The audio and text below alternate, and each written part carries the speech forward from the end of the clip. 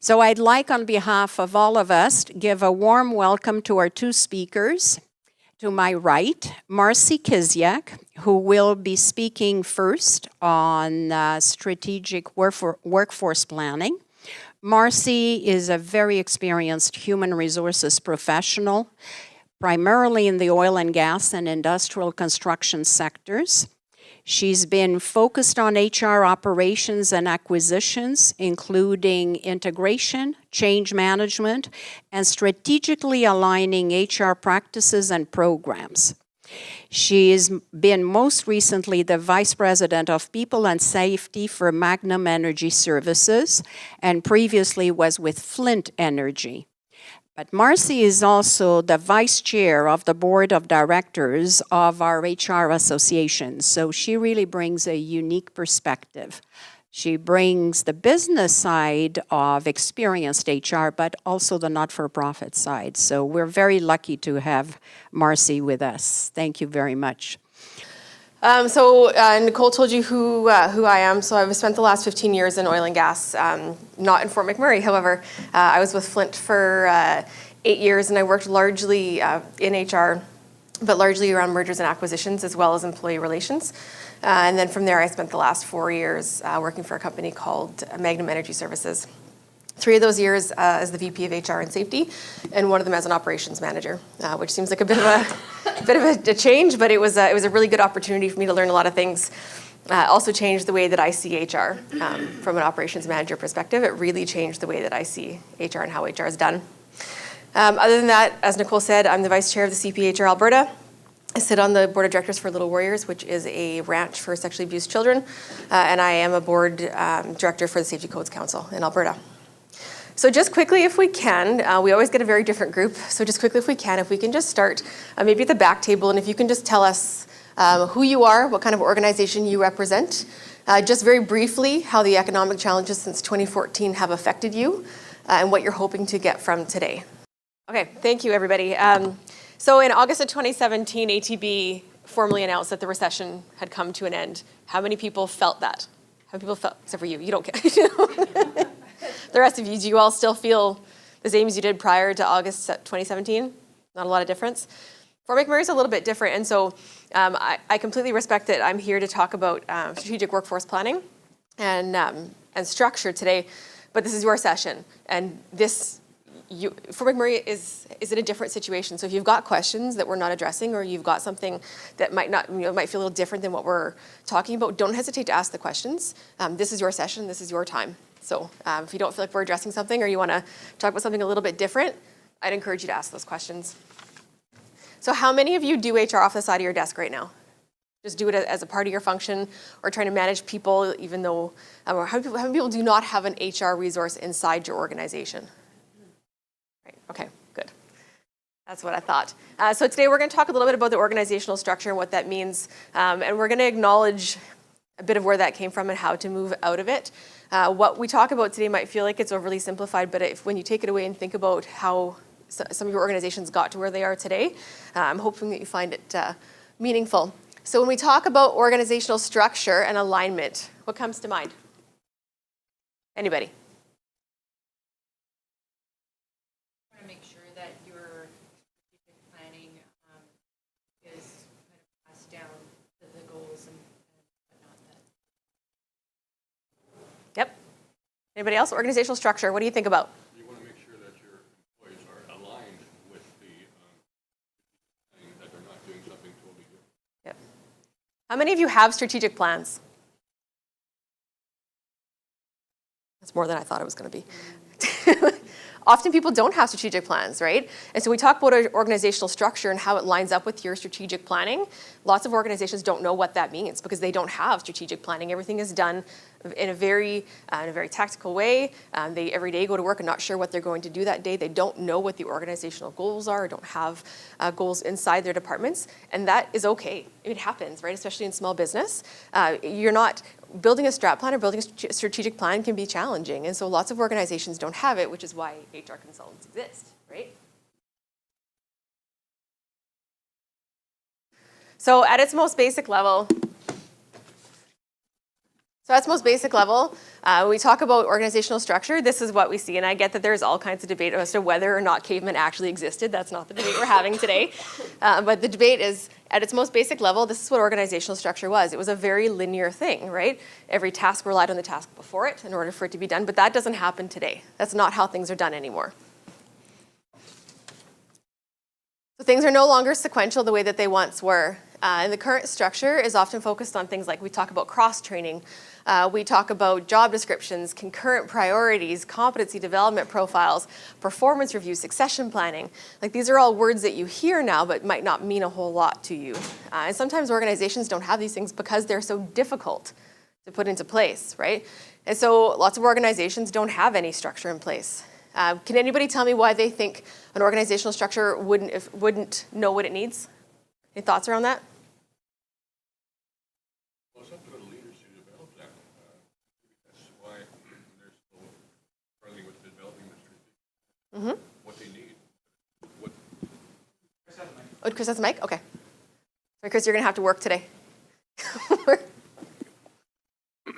What I was saying is that it's up to the leader of the organization, or leaders, the board, if they have a board, to develop their strategic planning process or program in terms of all the things that they expect employees to do for them so that they can get the money they need. And I mean, in other words, they're successful. That's basically. Yep. And if you're a small business, or if you own your own business and it grew more quickly than you anticipated, or there was some sort of event like a recession. I won't speak to the fire because I don't know enough about it to be able. I can have certainly lots of empathy, but I don't know how that felt to you guys, and so I don't want to continue to reference it because that's not fair. But I do know the recession, and I've been through 3. But if you were a small business and your business grew, and it grew more quickly than you anticipated, and then started to contract, an organization might not know what it needs because the business has changed so much, right? And so what happens is, as the business gets larger, then you hire more people. They don't necessarily go into the right roles, and we'll talk about that in a second. Or you have to start to cut people back, which means those tasks just fall on other people's plates, right? An organization might not know how to get there. There are lots and lots of really great webinars and books on organizational structure and building teams, and 5 Dysfunctions of a Team is a fantastic book and everybody should read it, but it might not work inside your business. It might not make good sense, right? Or an organization has made a choice to limit its structure. So, and this actually happens quite a bit. I work with an organization right now that's quite large that has made an actual decision to limit the structure inside their business because they don't ever want it to feel like it's overly structured, right?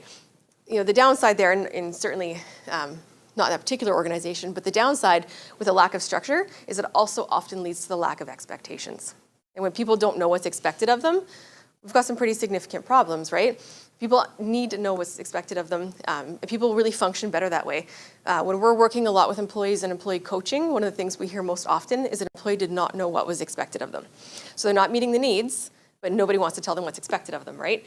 And so we see that around organizational structure when an organization has made the choice to limit the structure that's in place. So just really quickly, if I can get you guys, just jot down 3 to 5 regular tasks you perform in your day. And for those of you who aren't working right now, just think about your last role. Just write down 3 to 5 tasks that you perform every day that are not value add to the role that you do, or take up a substantial amount of time and do not move your business forward. Just really quick. And once you're done, just really quickly in 5 minutes at your tables, just talk about when did these tasks become your responsibility? So have they always been, or did they become your responsibility when your business grew, when it contracted? Is there a theme to these tasks? And are they all necessary? Okay. Does anybody want to volunteer to share their answers? Anybody? Anybody want to volunteer to share their answers? No? Anybody? Data entry. Data entry? Yeah. Yeah. So when did that become part of your responsibility? Pardon? When did that become part of your job? Oh my God. So it's Pardon? since I started with the government. Okay. 8 years. Got it? For the marketing for, like, so I have to create Eventbrite links and all this kind of write-up stuff and, like, just kind of, like, provide information across, you know, and I just find it so time-consuming. Yeah. And Yep. Yeah. Yep. Anybody else? Nice doing other people's jobs. Okay, tell me more about that. Like when someone's away or even just, you just start picking up things because it's not getting done. And instead of doing the communicating with your team, you just do it because it's driving you crazy. Yep. But sometimes it's just that when you have people need time off, I'm told I think it's a terrible idea to give people time off, but Yep. you're supposed to. So Not a someone has to HR do their practice. job though. So it takes away from the time to do my things. And then just the internet being a problem makes everything else not work. What do you mean? If the internet breaks, my entire system goes down. Oh, I see. So then I have to IT fix the issues. internet. Ah, gotcha. Okay, anybody else? I guess I want to share for us like machines maintenance. So right now we don't have like a person who does that. So I ended up doing it, which it needs to be done Yeah. so that we can continue with the process. Yeah. But that's something that I don't really want to do Yeah. because it's not really what my job is. But I have to do it because no one else can. Yep. Would anybody disagree that with the 4 people who? Oh, no, go ahead. I just, it's frustrating, but I can say that my last job, like they are continuously downsizing, so I work like crazy. Even though people who don't understand, some people they give people, but they don't understand. Yeah. So you cannot depend on them. If you give them job, they will make mistake. Then it will rework. It will take more time. So like I work like 3 people can do the work. I work alone. Yep. Because my partner doesn't understand, and sometimes like she doesn't care. So like I have to do it. Sure. So anyway. Yep. Can anybody tell me what the theme was there about what all of those things? What's the theme? The theme is that you are probably not the right person to be doing that job. You are probably not the person who can do it most effectively or most efficiently, right? Right? So lots of times when I do presentations, I have somebody else build my presentations because I am like 2-finger trying to figure out PowerPoint, right? I know I'm not the right person to do that job. But in lots of cases, you don't have a choice, right? So has anybody ever been told by senior management or heard an HR person say that you need to get the right people on the bus? Has anyone ever heard somebody say that, get the right people on the bus? Yeah. Yeah, I don't say that because, what happened here? Hang on. Oh, there goes my effect. Just do it again. Pretend that it didn't happen and then do it again. There we go. So, I mean, certainly I've heard this a lot in my life too, right? It's simple, you just need to get the right people on the bus, right? Like this isn't super simple to do, right? But what if you are the person that has to maintain the bus and put gas in the bus? And sometimes if you own your own business, you're looking for alternative sources of income to be able to put the gas in that bus, right? Like it's just not that simple, there just is not gas. Some people are working second jobs, not-for-profits are trying to take from other places, it's just not that simple. If you also have to drive the bus, and then have to do all of these tasks, right? It is just not that simple, but we continue to say it to people. So I'm encouraging all of you to not say it and not allow it to be said, because it's really, really hard on people. Because this is what it actually feels like, right? Does that resonate to anybody? Yeah? Yeah? That was yesterday. Yes. Fair enough. I was reviewing this in downtown Calgary yesterday in the middle of that messy windstorm, and I was thinking about that. And also there was a raccoon that, everyone see that on the news today? There was a raccoon that climbed a pole. Yeah, I feel like that's not the best place to go in a windstorm. Just throwing that out there. But this is what it actually feels like, right? Does this resonate? Is this what it feels like for some of you? Yeah. Yeah. So the reality is that organizations, and it's the same largely for small business, for not-for-profit, for government, and for volunteers, is that you have really, really limited funds. I mean, funds are almost always limited. And the resources are often not added to an organization until the existing resources are overfull, like really overfull. And then what happens is that the first resource comes in and you do everything. Literally everything. And then when you get so full that you either can no longer do the things that move your business forward and are revenue generating, you add somebody else. And then that person comes in and they pick up all the things that are getting dropped, but not necessarily the right things. And so that person carries on and does exactly the same thing and gets full. Oh, mic guy wants to kill me right now. Sorry, I forgot I wasn't talking into the mic. So then that person comes, the second person comes in and they pick up the falling pieces. And then until they're completely full. And then the third person is approved sometimes, and it happens again and again and again. But can anybody tell me what we're missing here when that's the approach that we take? This is the reality, right? Like, this is really how this happens. So what are we missing? Okay. There's a plan. It's matching people with the right skills. Matching people with the right skills. How do you know who you need to hire for that job if it's just like everything else? Yep. Like, what is everything else? Absolutely. Yep. And then position descriptions become a real challenge because it becomes a very short position description that says, and all else at the bottom, which actually really happens. Yep. Anything else we're missing here? Is this painful for anybody? Yep. Yeah.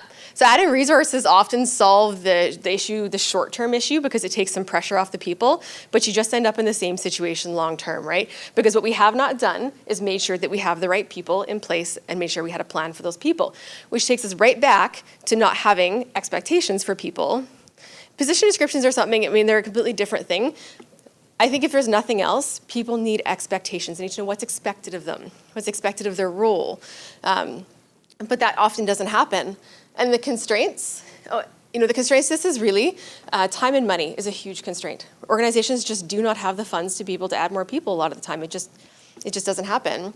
It could also be that there could be people within the organization that have been there a long time that are very difficult to remove from the organization, even though they aren't doing the right things. Certainly possible. Attrition, if you lose people in the process, so you get your third resource hired, and then you lose your second one, right? People get overworked. People do burn out. And then, yeah. People go on leaves. That's what we're gonna put on my. Yeah. People go on leaves. And control. Some people, especially if it's your own small business, don't want to delegate the things that should be delegated because those are the things that are moving your business forward. And so you don't want to delegate some things that you really should to the right people because you want to maintain that control. And time to trust new resources. And this is particularly in not-for-profits, right? Because people are really, really entrenched and committed.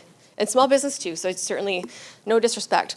But people are very entrenched to the success of their business. And so it takes a really long time to trust somebody with your business, with your plan, with your group, with your bank accounts, right? It takes a really long time. So some things to consider in this case, really, have you brought the right resources on, right? Or do you have the right resources inside your organization?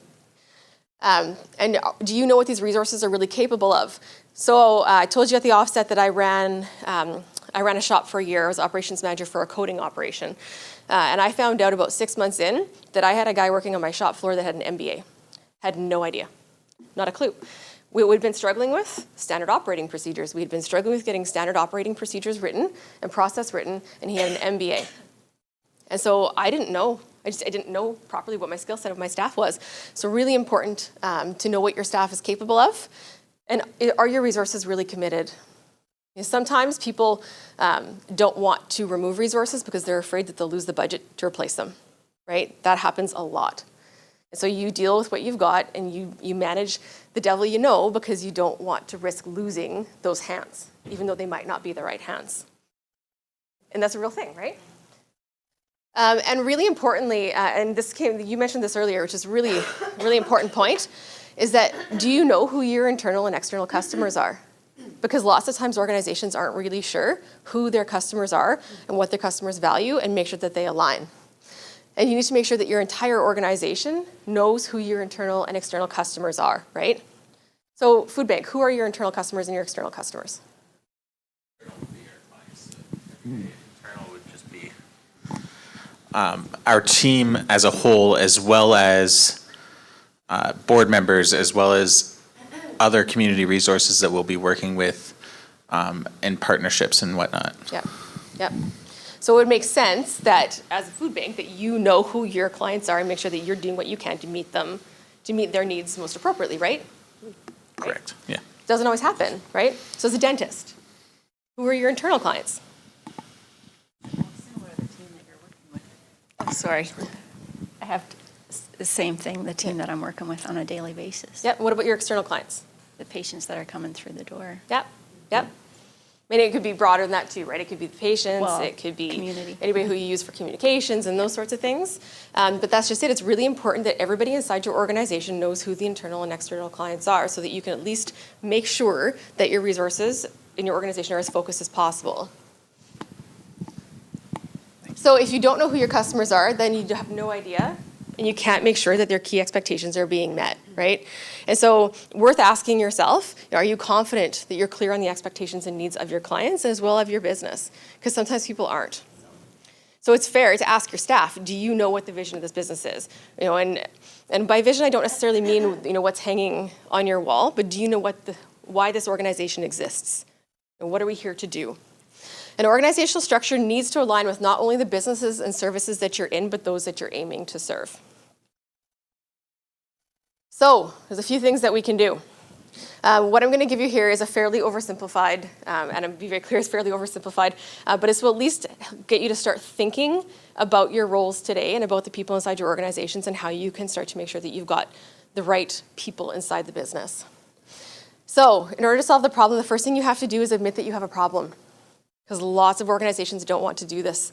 This is not a car accident. You don't want to just not acknowledge fault. Sometimes organizations contract and they expand and people get busy and the wrong people get in the organization and these things happen. And as leaders and owners and people inside businesses, it's okay to acknowledge to your staff that there's a problem and you need to look at it. And the other thing that you need to do is track the actual hours you work. Is there anybody here who actually tracks the hours that they work? You do? We're consultants, we have to. Are there any non-consultants here who actually track the hours that they work? You do, okay. Is it because it's billable time? No, I track all my time. Okay. Okay. I'm a consultant and good for you. We gotta talk. Some lessons to learn. Anybody else tracking the actual hours that they work? You do? Yeah. Okay. So the rest of you who don't track your hours, why is that? It's easier? Yeah, his answer is it's easier. Keeping track of hours means I have to keep track of when I'm doing overtime. If I just get paid salary and I work. Yeah, yep, okay. I'm too busy to track it. Yeah, totally fair answers, both of them. So she's too busy to track her overtime. Anybody else? It's a nonprofit, so you have extra overtime. Yep. It's volunteering Yep, in my eyes. yep. So the answer was that it's a not-for-profit, so extra hours are like volunteer hours. Yeah. Very common answer. Anybody else? She says she just wants to do stuff because the next day it's easier on her just because it's done. So the reason that we suggest that you track your hours is not so that you can submit those hours as overtime, it's so that you can justify how overworked you might be and the need for additional resources. Not tracking your time does not actually serve anybody. So I completely appreciate where you're coming from. And I've been one of those people. I've rarely tracked my overtime in my past roles either. But you do not know how much you're actually working and have to acknowledge that number if you're not tracking it. Because sometimes what happens is you don't acknowledge it until you are burned out, right? Which is really hard on everybody. Hard on the organization, it's hard on you, it's hard on your families, right? So the next thing that you can do is a task analysis. So I live and die by sticky notes. So I actually do this often. So you keep track of everything that you do with no judgment, right? So pick a period of time. It could be a full day. When I do this in organizations, usually I do a full day. But you write down every single different task that you do and how long it takes you to do that task. And then on a different sticky note, right? And you have to do this without any judgment. And the reason it says no judgment is because people often want to not track the things that might be a little bit embarrassing. They might feel as though it's taking them longer to do it than it should, or they feel as though it's really not part of their job, but they do it anyway, or if they're covering for somebody, which is the most common reason why people don't track things is because they're doing somebody else's job and don't want anybody else to know. It really does happen, right? Sometimes you don't want to, and this is a fairly extreme example, but one of the times I was doing this in Grand Prairie once, one of the people did not want to write down that she was picking up her boss's dry cleaning. Who still does that, right? But she was picking up her boss's dry cleaning and didn't want to track that. If you're taking the time to go through the process, you should probably be pretty honest about it, right? And this is done much more effectively if you're doing it within your team, because what you can then also do is identify how many people are doing the same task in a day. So an example of that might be, in a very simplified example, might be getting the mail. So how many of you are going to get the mail in a day to find out that the mail's already been got, right? But it really does happen. And then as a group, you can theme out the tasks. And again, if you've got questions about this or want to talk about it, don't hesitate to come see me, or I can show you how to do it. I'm happy to do that, because I think it's quite meaningful for a lot of organizations. But then you theme out the tasks. So how many of those tasks in a day are administrative? How many of those tasks in a day are purely management? How many of them are financial? So then what you can do is start to theme out your tasks and figure out exactly where your time is being spent and how much of it is value add. I mean, and the spoiler alert is that you often find out that you're doing a ton of administrative stuff that you could really hire an administrative person to do if you had the budget, right? But you can do a task review, and then you really notice the duplication in efforts and the non-value add tasks, right? There's lots of people, lots of research who say that you should only check your email at specific times during the day. Like, if I could figure that out, I'm sure I'd be a genius, but I can't. My phone beeps, I look. Beep, I look, right? But lots of people say that how much time do you waste doing that, right? I want to know who those people are. Pardon? So I never get to them. I find it hard trying to respond to all emails. Yeah, I also find it hard trying to get to all the emails. Yep. I can add a bit to the emails because I've actively worked on that in the last 6 months. Successfully? Successfully. Congratulations. I want to know you. I've mapped out every single organization that I get an email from, and they all get filtered into different folders in the inbox. So they don't beep on my thing unless it's really important. That's discipline that I have so much respect for. So much respect for that discipline. And then all the newsletters that I get, my assistant just compiles into a spreadsheet, and I look at it once a week. And so the only important emails that I look at are in the important folder. I look at it twice or thrice a day. And those are only like client communications, like things that I urgently need to get to. If it's anything scheduling, she takes care of it. If anything marketing, she takes care of it. So it's been really cool to figure that out. Like, I save at least 3 hours a day. It's a new business that he just came up with. No right kidding. Here, right? No Start handing out kidding. your business cards, right? I have over 1,000 emails in Yep. my Yep. Conrad. Yep. Because there could be newsletters and stuff like that. Yep. But like, it's crazy. In my last role, I left with 5,000 emails that I had, that were just sitting there.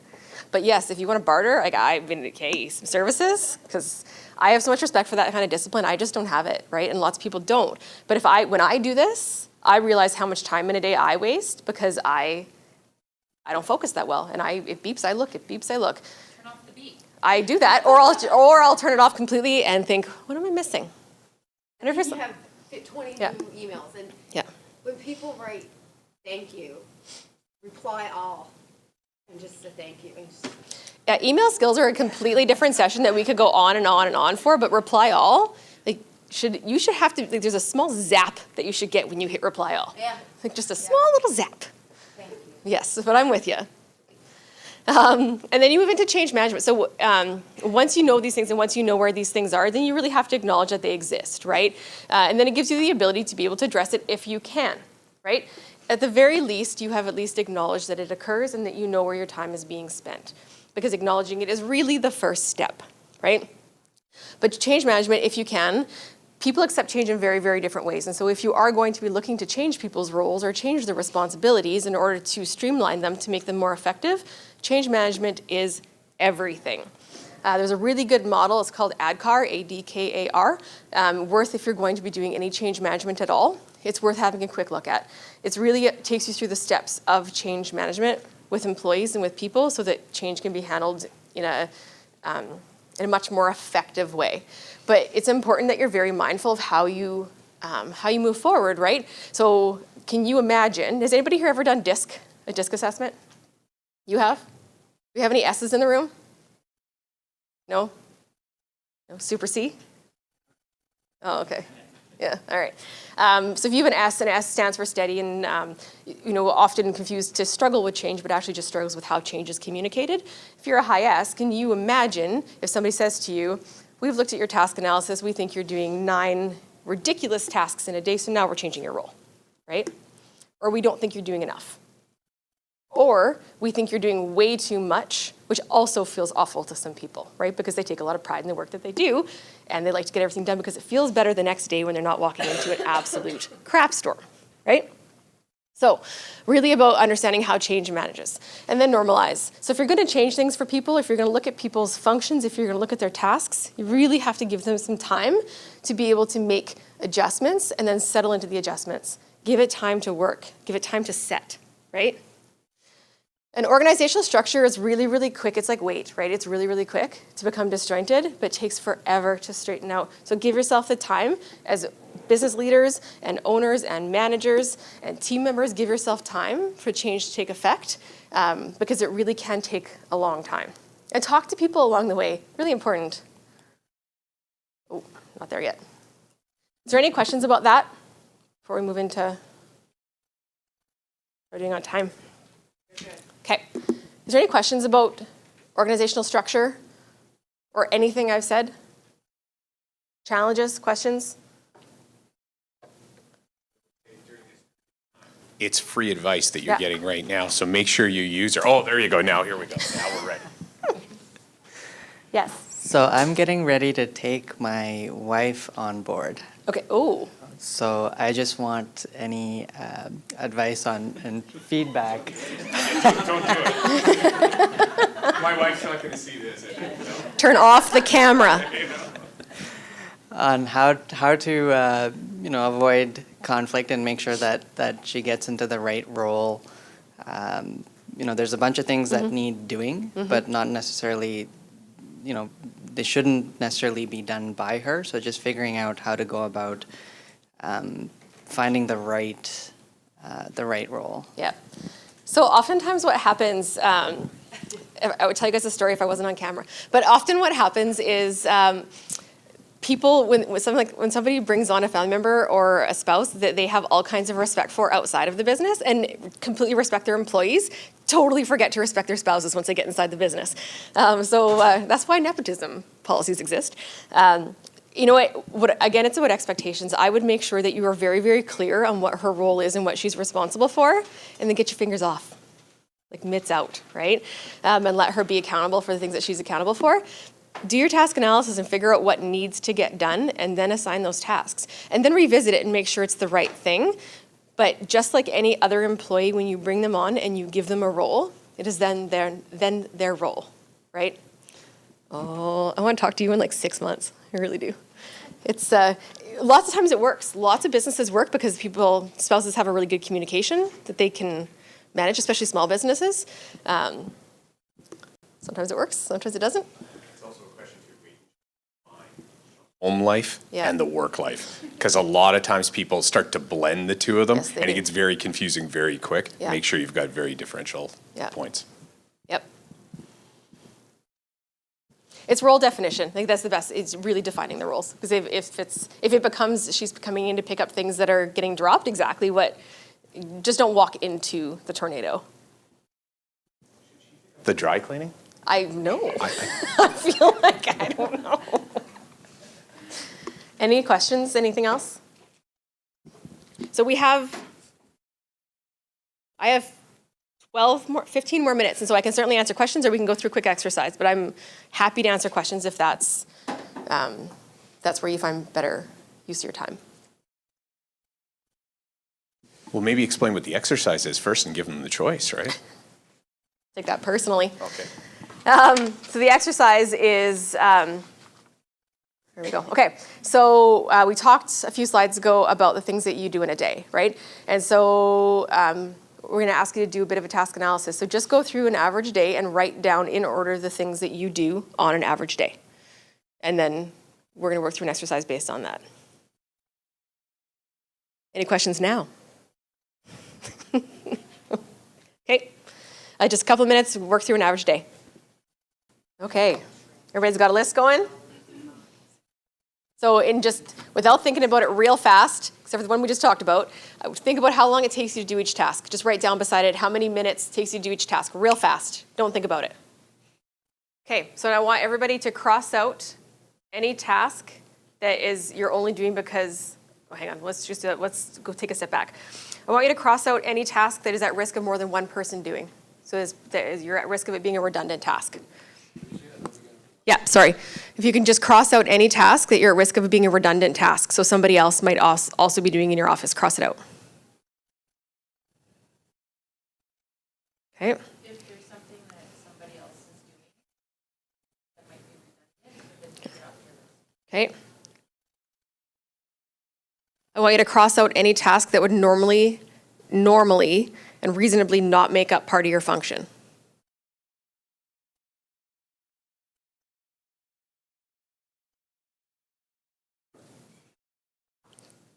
Okay. Cross out any task that is not moving your business forward.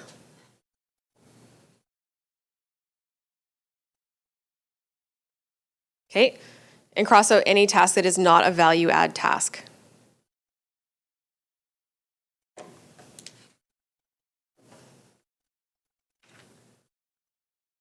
Okay.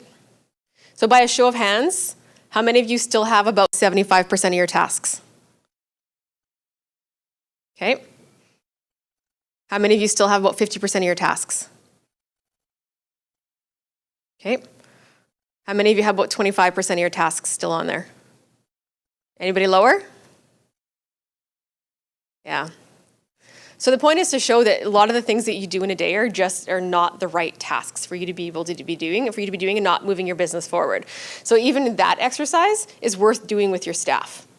Even that task is worth having your staff work through and identify if they're doing the right things in a day and how many things in a day they're doing or in a week that they're doing that are not moving your cause or your company forward. Okay. Is there any other questions for me? Otherwise, that's it for me. Yes. Okay, this is my information. If anybody needs anything, don't hesitate to contact me. I'm an awful consultant, so I answer questions for free all the time. I'm not good at this. I'm built for industry. So if anybody has any questions or concerns, this is how you can get me. I'm always happy to help. Okay, that's it. That's my time.